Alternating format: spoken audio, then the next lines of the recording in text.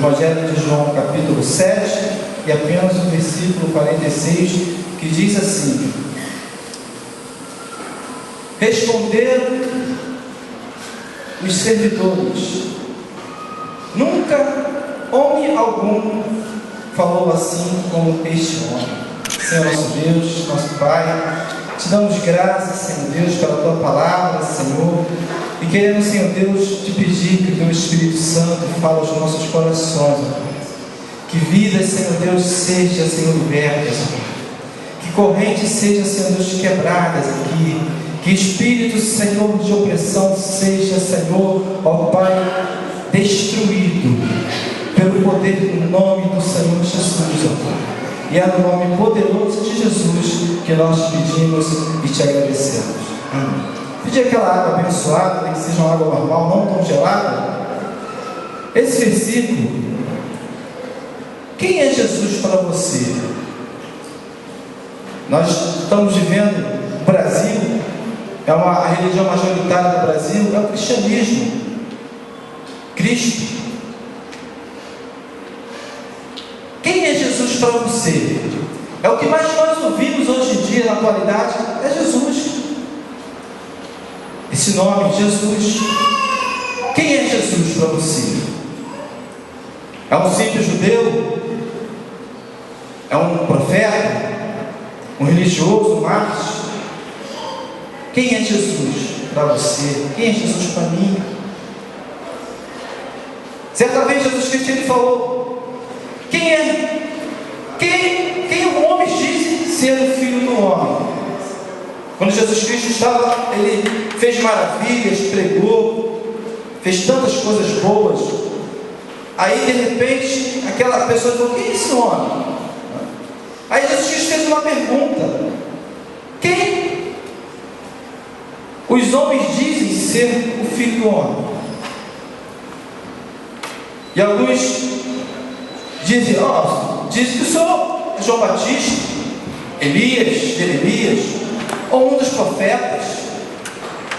Estão dizendo isso aí,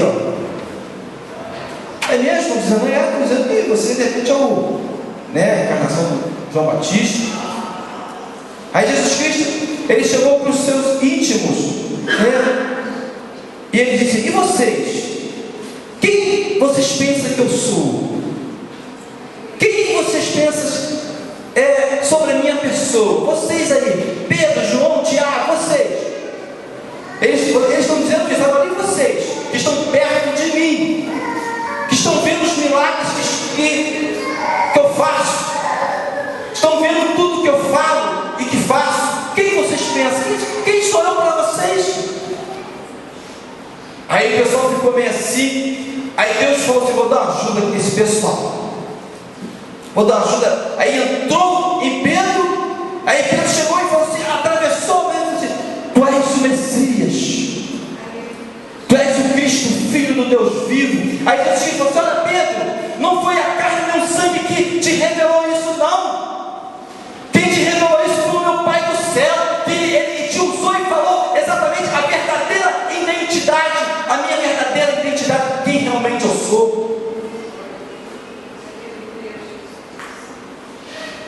O progresso da visão messiânica, da mulher samaritana, aquele encontro, aquela conversa, uma das conversas mais lindas da Bíblia.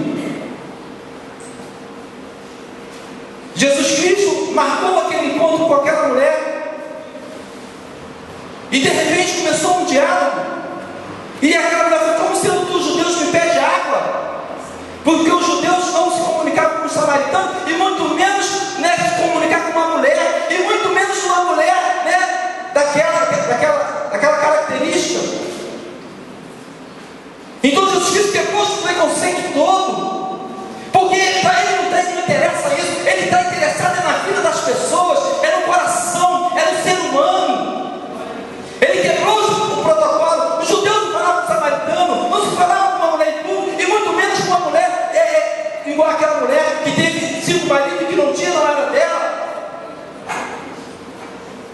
Aí aquela mulher, ela começou a crescer, como sendo tu judeu. Aquela mulher, e ele estava vendo Jesus como um judeu. Um judeu. Aí Jesus Cristo, de repente, ele falou assim: olha, né, já deu aquela brincadeirazinha, ó, tá quente, tá quase, não, tá frio, tá quente, vai, tá marcha, tá quente, mais um pouquinho, rapaz, vai mais um pouquinho, tá quente.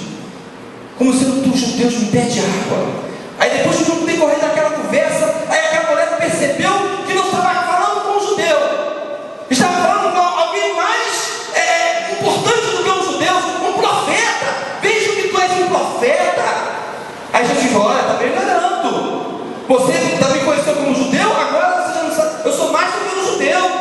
Eu sou mais do que um judeu. Eu sou um profeta, né? Aí aquela mulher começou a crescer. Olha a evolução messiânica que daquela mulher. Era exatamente o que Jesus Cristo queria ensinar àquela mulher. E ela realmente alcançou aquilo que Jesus Cristo queria revelar para ela. E no qual se revelou. Chegou assim: eu sou o Messias. Ela falou: ó, nós esperamos o Messias. E quando ele vier, ele vai nos explicar tudo. Ele vai nos revelar tudo. Tudo sobre o Pai, sobre Deus. Ele vai nos revelar. Aí Jesus percebeu que ela estava esperando o Messias. Apesar de uma mulher do jeito que ela era, mas ela estava esperando o Messias. Que coisa linda, irmãos. Quando Deus olha para a terra e vê um monte de gente com mentes todas contaminadas, com pensamentos voltados para tantas coisas materiais dessa vida. E quando Deus olha o coração de um e vê que aquele coração existe alguma coisa que está guardando sobre Deus, isso agrada o coração de Deus. Quando Deus olha para o teu coração e vê que o teu coração está interessado em alguma coisa sobre Deus, porque o mundo é um mundo materialista que esqueceu de Deus, que não quer saber de Deus. Mas quando Deus olha para aquela mulher, ele viu que existia alguma coisa naquele coração. Ela esperava o Messias. No final dessa conversa, sabe o que aconteceu? Foi uma evangelização quando aquela mulher falou assim: olha, eu estive com um homem, com judeus, só que ele não era um judeu. Eu percebi que ele era um profeta, mas só que ele não era um profeta. Ele era o Messias, o Salvador, o Filho de Deus. Ele nos revelou. Olha a visão que aquela mulher teve, irmão. Ela conseguiu enxergar a verdadeira personalidade de Jesus. Ela conseguiu se relacionar com a verdadeira, podemos dizer, essência de Deus na terra. Aquela mulher alcançou algo maravilhoso. E nós? Qual é a tua visão de Jesus? Qual é o teu relacionamento com Jesus? É um filho de Deus? É um profeta? É um mártir? É um líder religioso? Quem é Jesus para você? Quem é Jesus para você? O homem é condicionado a crer e obedecer em alguma coisa. Isso está dentro de nós. Nós somos condicionados a crer em alguma coisa e obedecer em alguma coisa. Sempre querendo resposta à existência humana. Porque eu vim, para onde eu vou? Isso é uma questão milenar que atravessa milhares de pessoas. E muitas pessoas se esbarram com essas perguntas. E muitos morrem sem ter resposta. E morrem longe de alcançar o que a sua alma deseja, o que o espírito deseja. O mais triste do ser humano, quando ele vem nessa terra, é quando ele parte dessa vida e não alcança as respostas da sua alma e do teu espírito, aquelas respostas que vêm de encontro e que nos dá algo maravilhoso dentro de nós. Certa vez pegaram um menino, um ateu, pegou um menino, seu filho, e falou assim: o meu filho vai crescer longe de qualquer conceito religioso. Eu não quero ele se envolvendo com nada.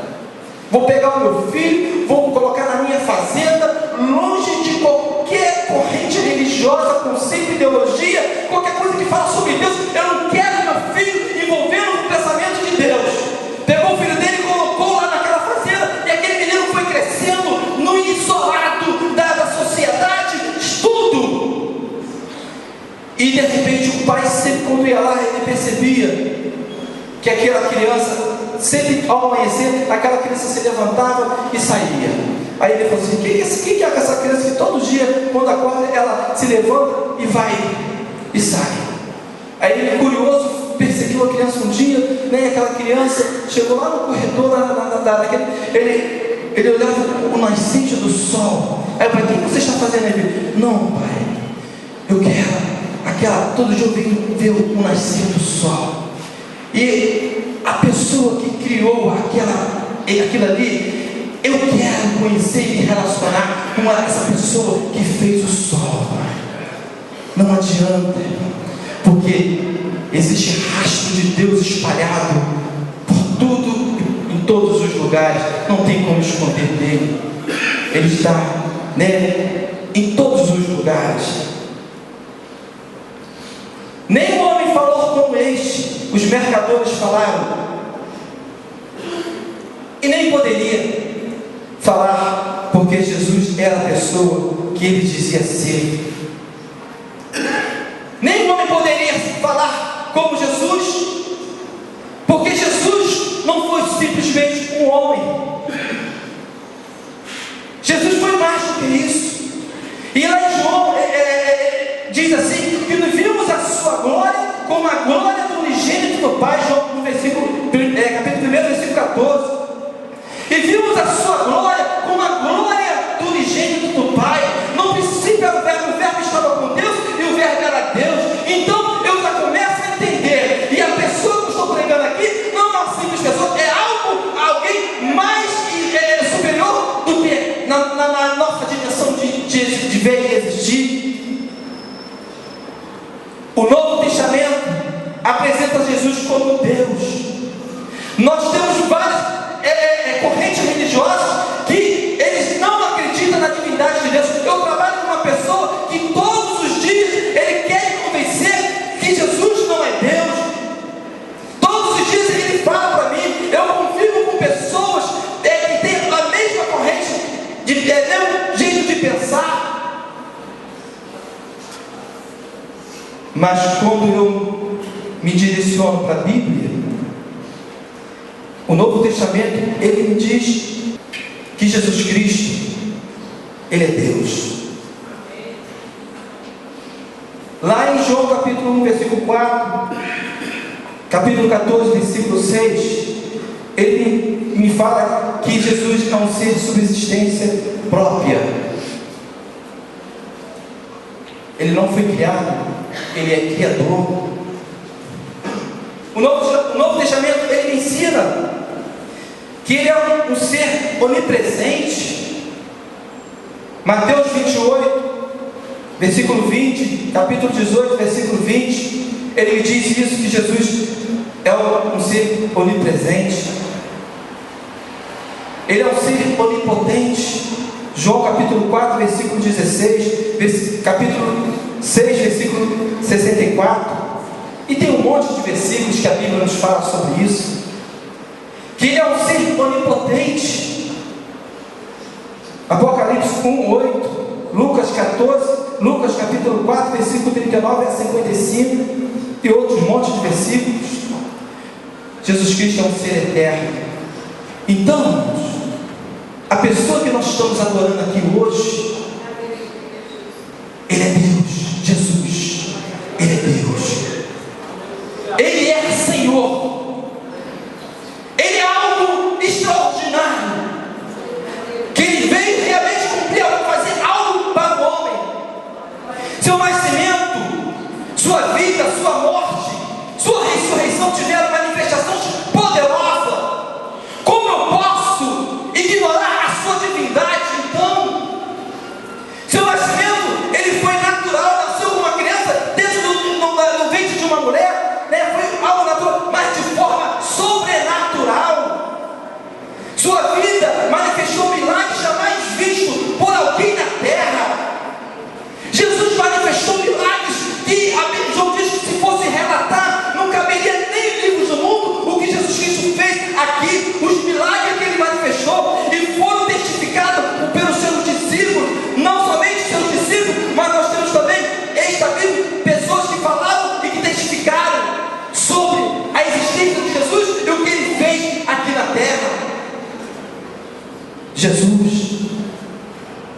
Jesus não só ele declarou ser Deus, como ele provou ser Deus.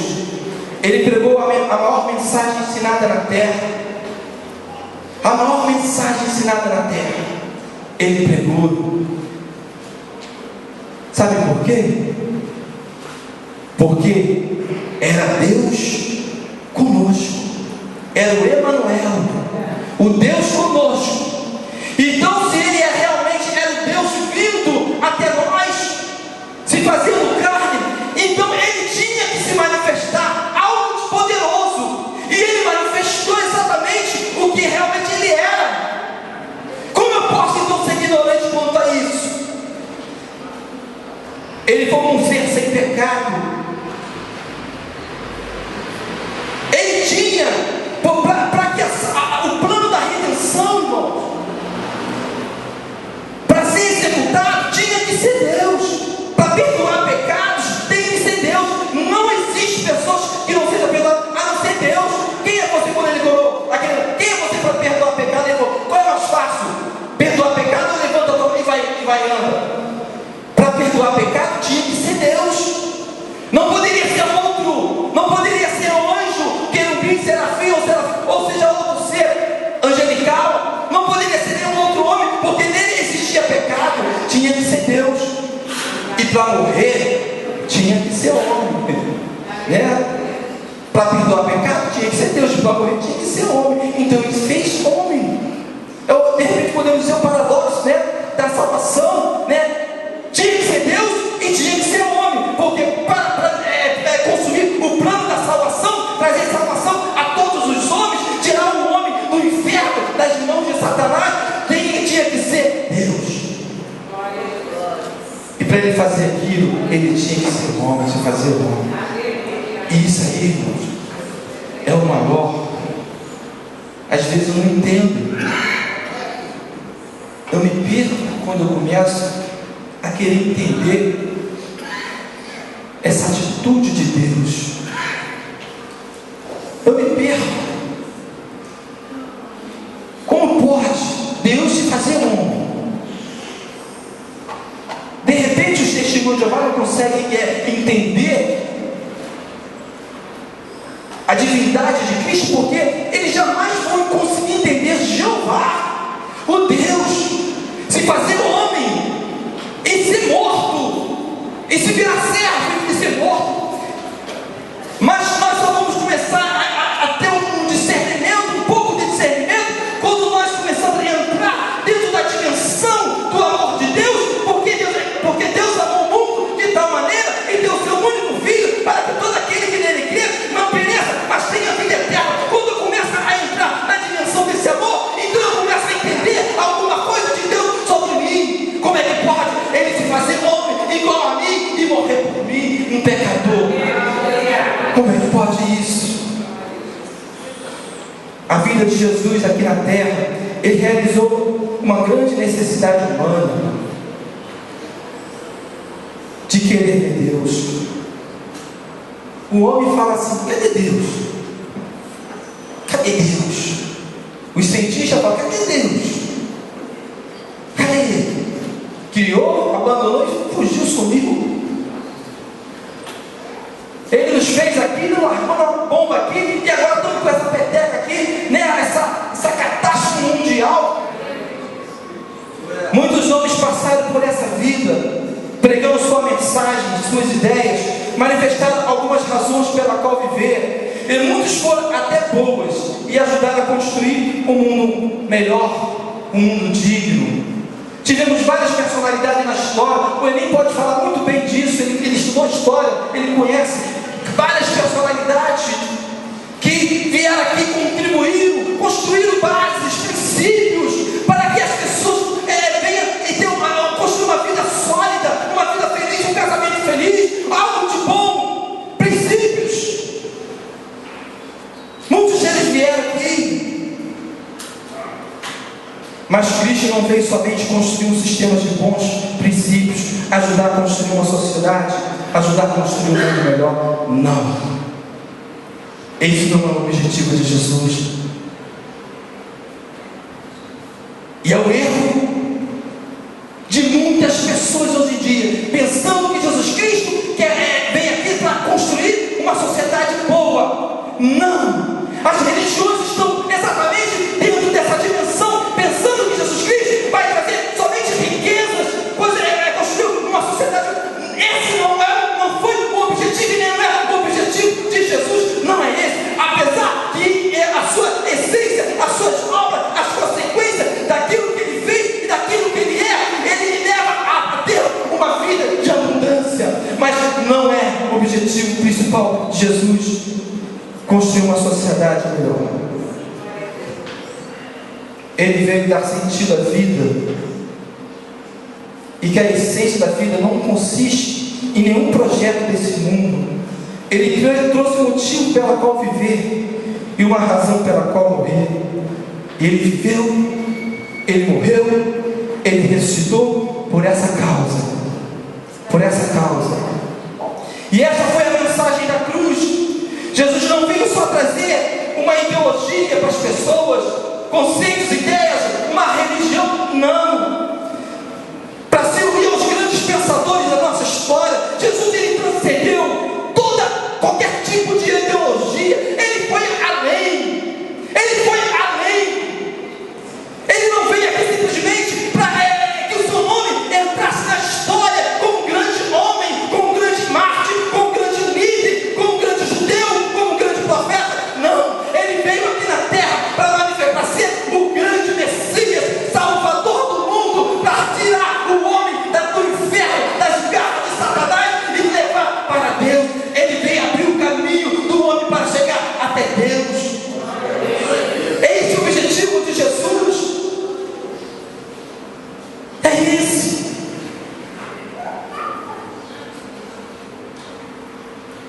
Jesus não foi um homem qualquer. Ele mudou a história e antes e depois, antes de Cristo e depois de Cristo.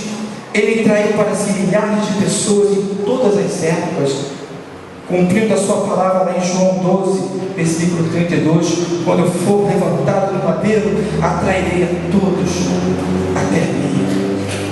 E essa é a maior mensagem, quando eu olho essa multidão de pessoas sendo atraída por Cristo, sendo influenciada por Cristo, eu vejo cumprir exatamente a palavra que ele falou: quando eu for levantado lá, atrairei a todos para mim.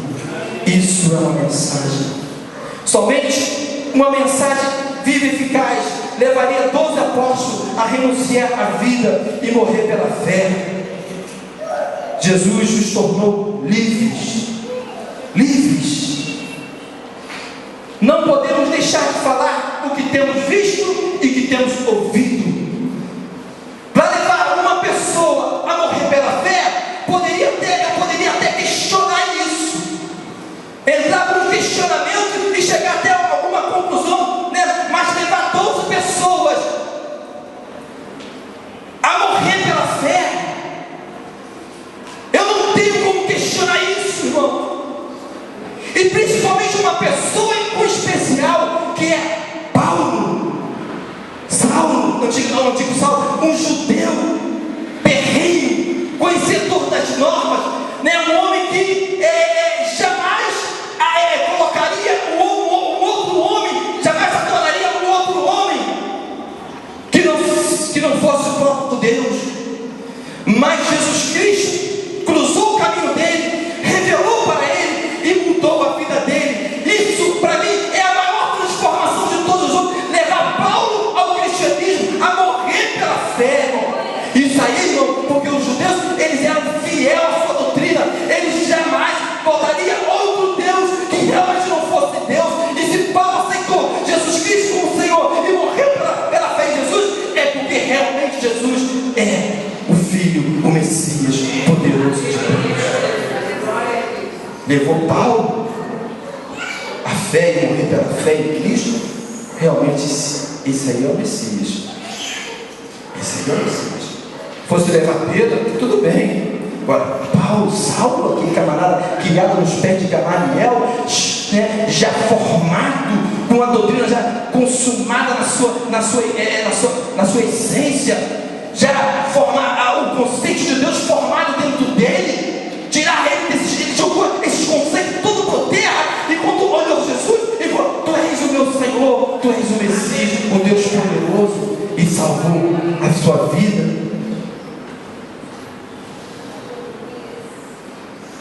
pessoas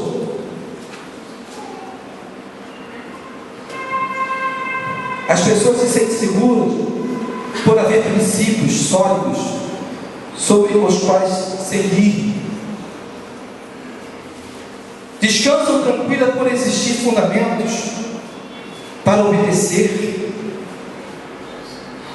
Isso traz segurança por existir princípios sólidos para você viver uma vida vulnerável, onde você não tem aonde depositar sua fé, não tem aonde repousar sua alma, não tem aonde repousar o seu espírito, e viver um vazio profundo. Isso é uma coisa horrível. Estão destruindo os princípios, os fundamentos da vida. Isso provoca um abismo escuro, cheio de dor e sofrimento. Nós estamos vivendo numa sociedade onde estão querendo destruir os princípios sólidos da vida, as bases que deram a vida a uma felicidade. Vocês querem aprovar o casamento de homossexual? Então pode aprovar. Vocês têm o livre-arbítrio de fazer o que vocês querem fazer. Vocês querem aprovar o aborto? Pode aprovar. Vocês querem aprovar um monte, vocês querem minar os fundamentos da vida, os princípios que levam a vida a algo seguro, onde traz segurança? Pode fazer, mas fique sabendo de uma coisa: vocês estão cavando a sua própria sepultura, porque a vida não consiste, a felicidade do homem, a felicidade do ser humano não consiste em lugares que não existem fundamentos, onde não existem bases sólidas. E Jesus Cristo, uma das coisas que Ele fez foi exatamente construir essas bases. As bases onde leva o homem à felicidade, as bases onde traz alegria, onde traz a paz para o homem, onde traz alegria para a vida. Querem destruir isso? Destrua. Vocês estão destruindo o único meio de ser feliz na vida. Pode destruir, mas eu vou ficar com Cristo, eu vou ficar com meu Deus. A moda não me influencia. O que influencia você, jovem adolescente, o que está influenciando a sua vida são as modas que surgem nas novelas, são os costumes que as personalidades dessas vidas distantes de Deus, longe de Deus, estão usando e influenciando essa nossa geração. O que influencia você? O que me influencia é a palavra de Deus, são os princípios sólidos da palavra de Deus. Esse sim é que me influencia, porque nele eu encontro alegria, eu encontro felicidade, eu encontro razão e sentido da vida. É nele. Eu não vou sair desses fundamentos para mergulhar numa coisa ilusória, vulnerável a tudo que fala acerca de Deus. Jamais. A vida precisa estar firmada em bases que dá garantia de segurança. Jesus é o fundamento do edifício que a sua alma procura. A sua alma procura isso. A minha alma procura isso. O meu espírito procura isso. E esse fundamento eu encontro em Jesus. É nele. É nele. Jesus fez um convite com uma promessa. Ele simplesmente não falou, ele fez um convite, não. Ele fez um convite e uma promessa: vinde a mim, todos que estáis cansados e sobrecarregados, oprimidos, que eu vos aliviarei. Olha, eu vos aliviarei. Tomai sobre vós o meu jugo e aprendei de mim, que eu sou manso e humilde de coração, porque o meu fardo é suave e o meu fardo é leve. Ele fez um convite com uma promessa de saciar, de responder, de aliviar. Jesus fez esse convite. Esse convite Jesus fez. O objetivo de Cristo não é de produzir recursos para construir riquezas para a vida das pessoas. Não. Não. O objetivo de Cristo, né? Ele não veio simplesmente para trazer aquilo que eu desejo, que a minha carne deseja. Mas o objetivo de Cristo foi de criar um caminho para o homem voltar e se relacionar com Deus. Esse é o principal objetivo de Cristo, foi de criar um caminho, no qual Ele falou: esse caminho sou eu, essa verdade e essa vida sou eu. Jesus Cristo falou isso. Eu sou o caminho, a verdade e a vida, e ninguém vem, Ele colocou, ninguém vem ao Pai se não for por Ele. Não existe outro caminho, não existe. Esse é o objetivo de Cristo, exatamente esse. A vida cristã, eu estava conversando com o jovem, e nós começamos a ter um diálogo, né? E eu falei, ele falou assim: não, esse negócio de crente, isso aí é um suicídio intelectual. Eu falei assim: rapaz, a vida cristã não é um suicídio intelectual. Ah, lá acontece lavagem. Vida cristã não é uma lavagem cerebral. Não. A vida cristã não provoca um distúrbio emocional ou uma atitude irracional. Não. Apesar, quem provoca uma atitude irracional é a religião. A religião, às vezes, tem pessoas que entram para a igreja, e começam a ter atitudes irracionais. Mas quando a pessoa conhece Cristo, ela começa a ter uma atitude racional. Ela começa a ficar livre. Deus os torna livre. Começa a ter atitude de liberdade. A vida cristã não é construída com bases em medo e nem mitos. Não. Eu estava assistindo aquele filme de João. Aí no filme o rapaz falou assim: por que você, o imperador, por que você está tão angustiado, rapaz? Esse Jesus já está morto, rapaz. Ele falou assim: está morto sim, mas a sua lenda, o seu mito está vivo. Eu achei muito interessante. Sabe por quê, irmão?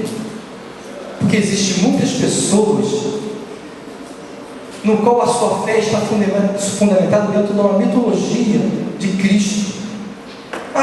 Falaram, existe o Jesus histórico aí que falam tantas coisas dele. Existe uma lenda de Jesus, é um mito de Jesus, os ateus, os céticos. E existem muitas pessoas que a sua fé está fundamentada dentro de uma lenda. Falaram, Jesus, sim. Jesus é uma pessoa, é real. Não é o que me falaram, é o que me fala, é o que eu sinto. O seu espírito testifica com o meu espírito, ele me dá certeza que ele é Deus. Que ele é Deus. A vida cristã é uma evidência, a experiência vivida por milhões de pessoas em todo o mundo, por todos os lugares. Todos os lugares. Pessoas foram influenciadas por Jesus Cristo. Quando eu começo a ler na Europa, na Ásia, em todos os lugares, em todas as épocas, eu vejo milhares de pessoas que estão se rendendo, encontrando abrigo para a sua alma, encontrando refúgio, encontrando solução. Isso aí, irmão, é a mensagem de Cristo quando Ele falou que atrairei a todos para mim. É Jesus. O cristianismo, desde que começou, influencia até hoje. Até hoje ele influencia. Isso é um milagre, irmão. Isso é um milagre e merece a minha atenção.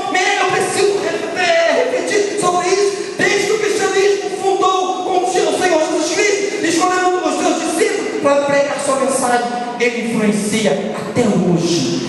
Todas as gerações, existem sempre pessoas que pregam e adoram esse Jesus maravilhoso e Senhor Salvador. Ele influencia até hoje. Isso é um milagre, irmão. Isso aí, sabe exatamente o que é? É um encontro. É um encontro.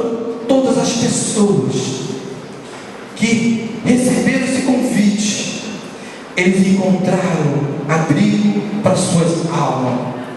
Eles encontraram resposta para o seu espírito, consolo.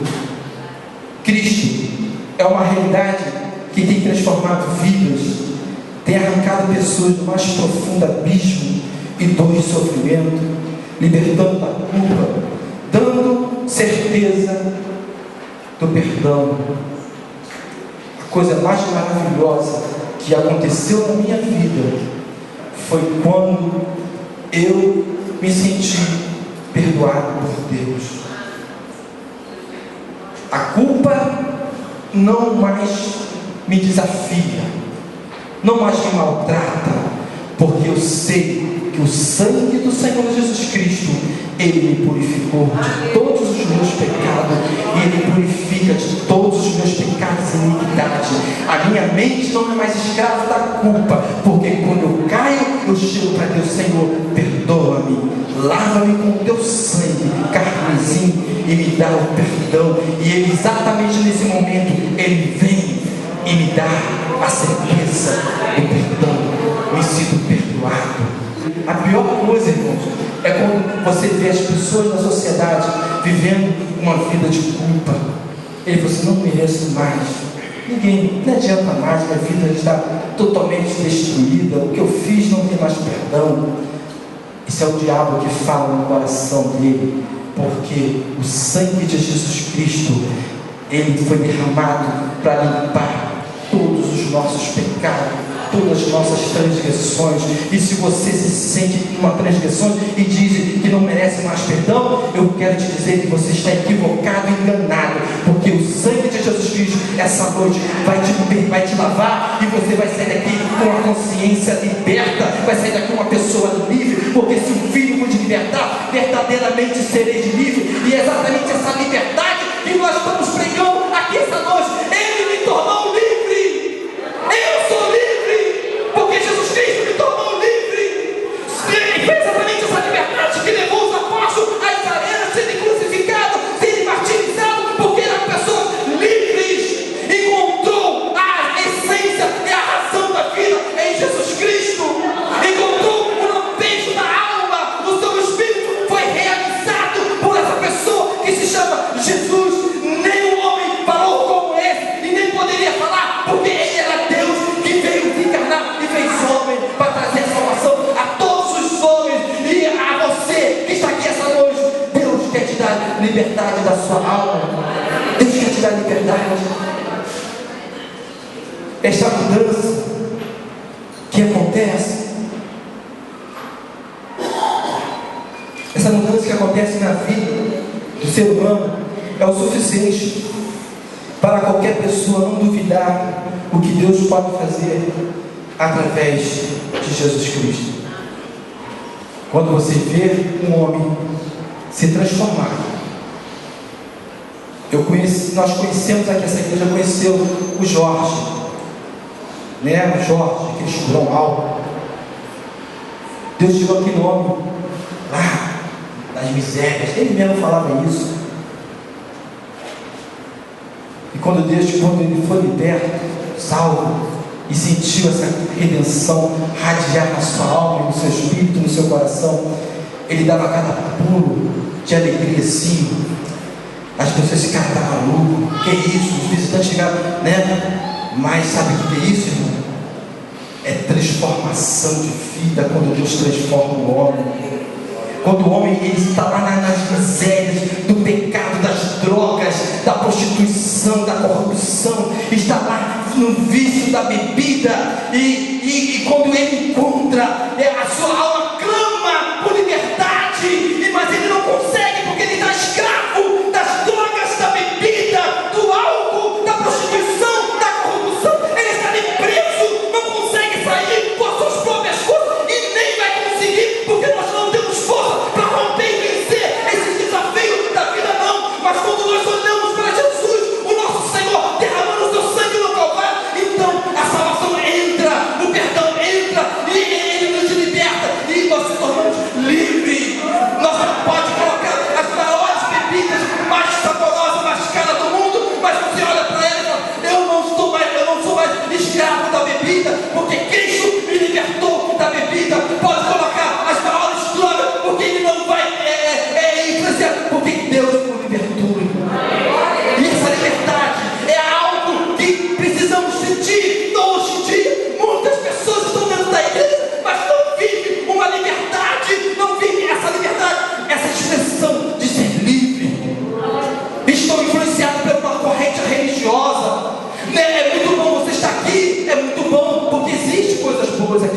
mas é melhor quando você entra nessa igreja e você experimenta a redenção radical dentro da sua vida, e você sair dessa porta e falar: eu sou um homem livre, sou um homem livre, nada vai me inquietar, porque eu trago em meu corpo as marcas do Senhor Jesus Cristo, e não mais vivo eu, mas Cristo vive em mim, diz Paulo. E Paulo só conheceu essa liberdade, não foi aos pés de Gamaliel, com toda a riqueza, expressão e sentimento que conhecimento que Gamaliel tinha, mas Paulo fala: Gamaliel, eu agradeço os ensinamentos que você trouxe, mas só que a minha alma, quem me libertou foi Jesus.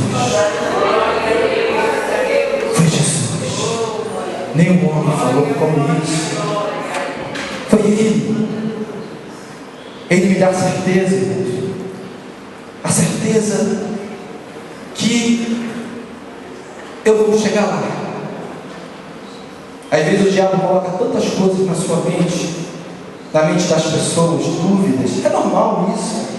O próprio João Batista teve dúvida. Um homem que teve uma das maiores revelações já revelada à terra. Ele teve dúvida. Um homem que ele estava ali perante ele ouviu a voz de Deus, o Criador. Ele estava diante do Filho, Pai e Filho, e de repente a pomba veio como forma, o Espírito Santo veio como forma de fome, e ele viu o Espírito Santo descer. Ele: este aí é o meu Filho, a quem eu tenho muito prazer. A maior Jesus Batista estava diante da Trindade, irmão. Diante da Trindade, que privilégio. Ele chegou e teve dúvida. Teve dúvida. Ele mandou 2 discípulos falar: fala para o Messias. É ele mesmo que é a decisão de. É ele mesmo o Messias, ou temos que esperar um pouco? Aí foram os 2 discípulos para Jesus. Quando chegou lá, Jesus estava curando, libertando, fazendo milagres, né? Aí quando Jesus terminou de fazer aquilo tudo, aí ele falou: João Batista falou que é Jesus o Messias mesmo, ou que ele deve esperar o outro. Aí Jesus olhou para ele e faz o seguinte: volta para João Batista e diz assim: ó, o que vocês viram aqui? Ó, os coxos andam, os cegos veem, e o mais lindo de todo é quando ele faz assim: e aos pobres é entregado ao Evangelho. Enquanto muitas religiões estão só se estabelecendo nas capitais, onde tem um poder aquisitivo maior, essa semana fala assim para mim, assim, uma pessoa falou para mim assim: interessante, né? A Igreja Universal só tem igrejas em lugares onde, né, as capitais, vai ser exatamente isso, são só, né, as capitais. Agora, quando nós vamos nos interiores aí, existe uma necessidade, uma pobreza tão grande, mas Jesus Cristo falou assim: olha, aos pobres é pregado o Evangelho. Jesus Cristo marcava encontro com essas pessoas para libertar e dar salvação a todas essas pessoas. Então, às vezes o diabo coloca essas dúvidas na nossa vida, mas eu tenho certeza que a minha fé, certa vez o gerente falou para mim assim, ele falou para mim assim: ô Marquinhos, acho que eu até contei isso aqui, vem cá, quero falar com você. Eu entrei na sala dele, uma sala bonita. Aí ele falou: rapaz, tu tá perdendo tanta coisa aí, rapaz. Tantas mulheres aí, rapaz, cheio de mulher, né, nesse banco aí, rapaz. Eu vejo você recusar tudo isso. Essa oportunidade aí, tanta coisa que você poderia estar melhor. Você recusa tanta coisa em prol desse Jesus, assim mesmo que ele falou, em prol desse Jesus. Imagine quando você chegar no final da sua carreira e morrer, quando você atravessar do outro lado da vida, se isso tudo aí for um mito, não for verdade. Aí eu olhei para a cara dele assim, aí aquilo mexeu comigo, né? Então, fui para casa, olhei. Aí quando abri a Bíblia, eu abri naquela carta pastora que fala assim: o Espírito de Deus se testifica com o meu espírito e me dá certeza que a fé, né, eu estou falando as mesmas palavras, eu não decorei o versículo, Paulo diz exatamente isso, né, que o Espírito de Deus conversa com o meu espírito, e ele me dá certeza que a fé que eu prego, que eu vivo, que eu sinto, esse Jesus no qual eu prego, e todos pregam, que esse Jesus é o Filho, é o Messias, é o Deus poderoso, é o Senhor, é o Salvador. Esse é, e ele testifica dentro de mim, ele entra dentro das minhas entranhas, lá nas juntas e medulas, onde nenhum homem pode alcançar, mas ele vai lá no centro, no âmago da minha alma, e diz: eu sou Deus, e tudo que a Bíblia prega sobre mim é verdade, e há de se cumprir, palavra por palavra, versículo por versículo, tudo que está escrito na Bíblia vai se cumprir, irmão.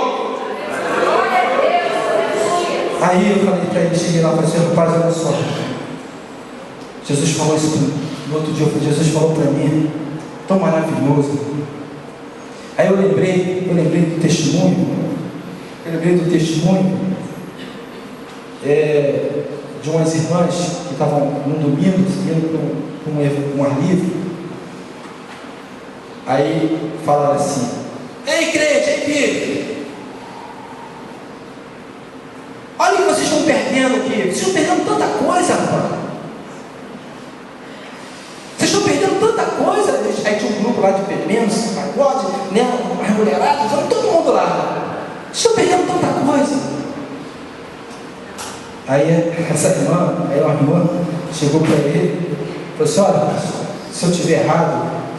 Aí ele falou: vocês estão errados com tudo que vocês pregam aí. Ele falou: se eu estiver errado, o máximo que, ela falou isso para ele, o máximo que eu posso estar perdendo são momentos de bebidas que vocês estão bebendo, de prostituição, dessas alegrias falsas aí. Mas fique sabendo de uma coisa: se eu tiver certo, aí o irmão falou, se eu tiver certo, vocês vão queimar no fogo do inferno. Aí eu lembrei disso, né? E eu falei assim: exatamente essa é a verdade. Isso nada vai roubar de você, porque isso está seguro com Deus. Eu queria chamar o coral para cantar aquele hino muito lindo, com aquela voz privilegiada, né? E é a oportunidade que você tem, que você receber Jesus, o Senhor. Nenhum homem falou como este, e nem haverá, porque Jesus é exatamente a pessoa